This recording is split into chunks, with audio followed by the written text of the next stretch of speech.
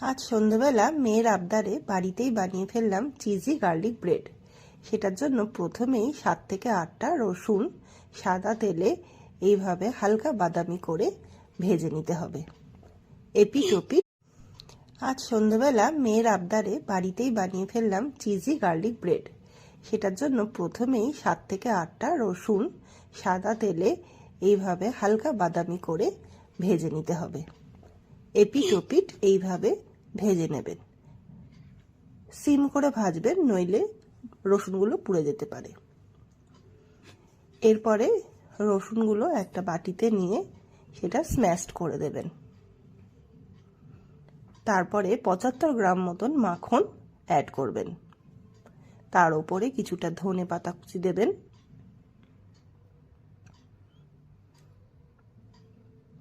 এরপর তার মধ্যে অ্যাড করবেন প্রথমে চিলি ফ্লেক্স, তারপরে অরিগ্যানো, এরপর একটু নুন অ্যাড করবেন, খুব সামান্য। এরপর আমি এটা লোকাল মার্কেট থেকেই পেয়েছি, আপনারাও দেখতে পারেন। এরকম লম্বা একটা পাউরুটি, আমি গার্লিক ব্রেড বলতে এইটা দিয়েছে আমায়। এটাকে মধ্যিখান থেকে এইভাবে ছুরি দিয়ে কেটে নেবেন।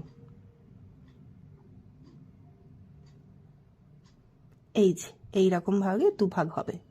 এরপর তলার যে দিকটা, এইখানে এই যে পেস্টটা বানালাম মাখন আর ধনেপাতা এগুলো দিয়ে, সেই পেস্টটা আস্তে আস্তে স্প্রেড করে দেবেন। বেশিরভাগটাই স্প্রেড করে দেওয়ার পর খুব সামান্য রেখে দেবেন। এরপর ওর ওপরে মন ভরে যতটা পারবেন চিজ ছড়িয়ে দেবেন।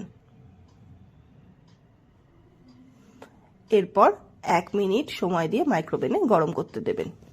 তারপরে বাকি যে 1 মিনিট আবার দেবেন পরে, তার ওপরে এই যে ওপরের ভাগটা ছিল সেই ওপরের ভাগটা দিয়ে তারপর আরো 1 মিনিট দিয়ে গরম করে নামিয়ে নেবেন। দেখলেন ভেতরটা কি সুন্দর চিজি হয়ে গেল। এরপরে আস্তে আস্তে ভাগে ভাগে আপনারা কেটে নেবেন।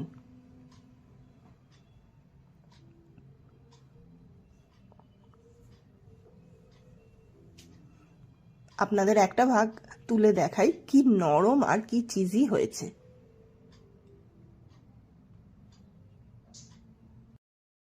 নে এবার খেয়ে বল কেমন হয়েছে। গরম আছে, গরম আছে, ফু দিয়ে খা। এবার খাওয়ার জন্য একদম রেডি।